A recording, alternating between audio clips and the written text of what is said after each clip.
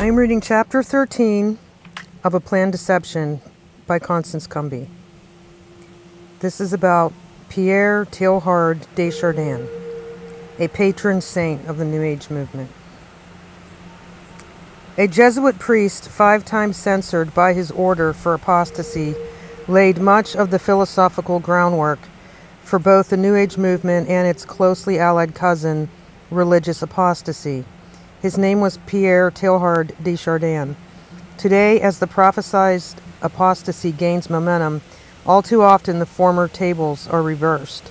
Officially, the pantheistic works of Teilhard still stand condemned by a Vatican monatum.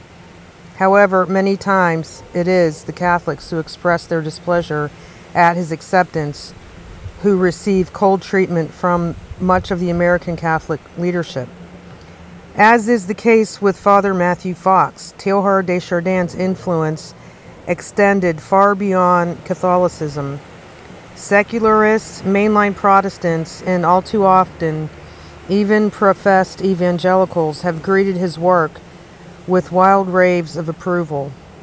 Dr. Robert Mueller, Assistant Secretary General of the United Nations, speaks proudly of his 5 Teilhardian enlightenments.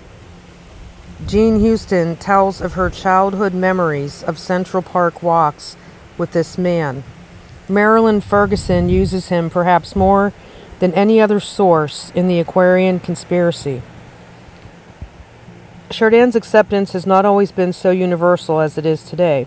He was discredited in the eyes of many for his role in the Piltdown Man scandal. Chardin is a known source of controversy between conservative and liberal Roman Catholics. Lately, he has become one between evangelical and neo-evangelical Protestants as well. His brand of pantheism has become extremely attractive to the ecological, creation-centered spirituality. Jeremy Rifkin following evangelicals. Many of them have embraced Chardin with an enthusiasm that would make even liberal Catholics blush. Chardin was a distant relative of Voltaire, and in many ways he stands in the same relationship to the New Age movement as Voltaire does to humanism. Word Books of Waco, Texas, was one evangelical publisher who helped popularize Chardin. They have a lengthy series dedicated to the makers of the modern theological mind. Reading it, one is reminded of the boasts of the Ecumenical Institute. Quote, "Seldom in the past has there been so profound a recovery of the theological heritage of the people of God. Though much reflection is needed, this basic task of recovery is accomplished. The work of the theological giants of the 20th century theological revolution stands as a body of thought never to be divided as the object of debate, where theologian is set against theologian. This work stands in its totality as a self-understanding to be appropriated and lived out, in which each theologian offers a unique contribution to the whole." Unquote. The Ecumenical Institute also idolizes Chardin. That organization is known by 2 other primary aliases, including the Order, Ecumenical, and the Institute for Cultural Affairs.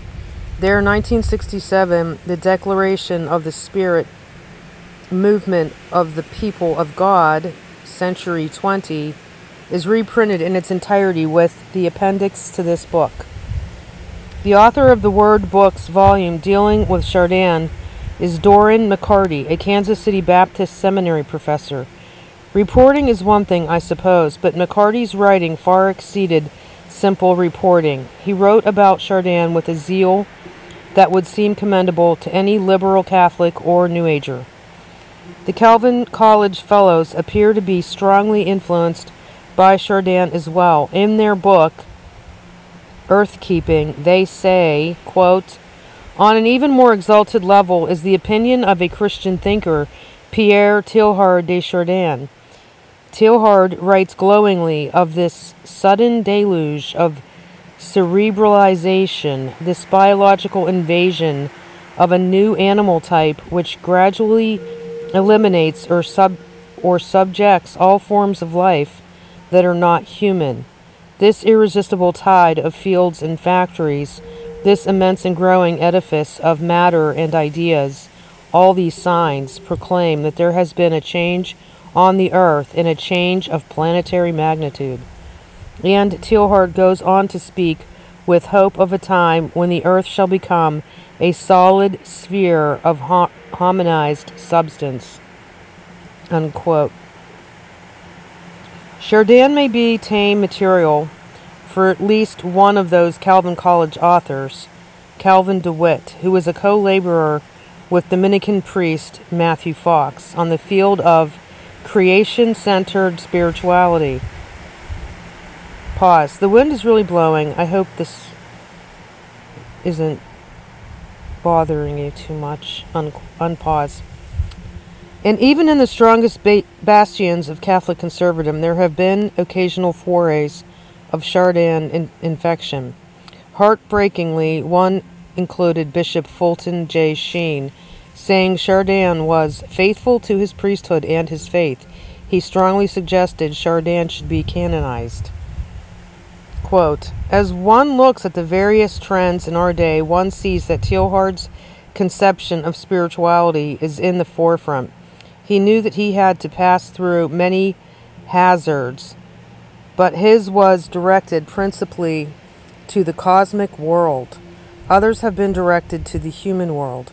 This does not mean to say that Teilhard limited himself to anthropology and physics. His fundamental orientation was to attain heaven through the fulfillment of earth. Christify matter.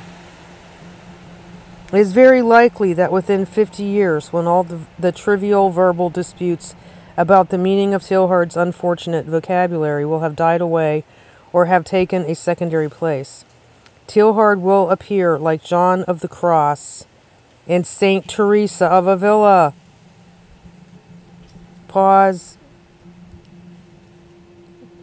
Did you guys hear, I did a series on mysticism.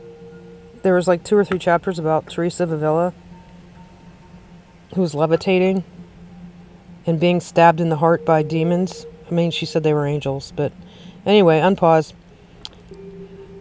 Let me go back. St. Teresa of Avila as the spiritual genius of the 20th century, unquote.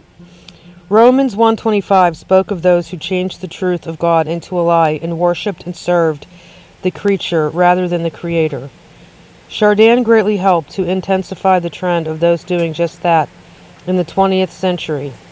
Thousands of New Agers and Christian apostates have adopted his work as a foundation for their own heresies, and Father Matthew Fox, O.P., a Dominican priest, has now brought it full circle. They are clearly bringing us a different gospel with a different Jesus. Chardin's cosmic Christ rather than Jesus Christ. As such, we must take Paul's advice and let them be anathema. And that is the end of chapter 13. Here are the chapter notes. And the next chapter is chapter 14, The Incredible Heresies of Father Matthew Fox. Thanks for listening.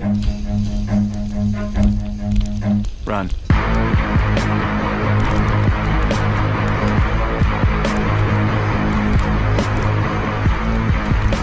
There's just one name that can keep you out of hell, and it's the name of Jesus. The name of Jesus. The name of Jesus.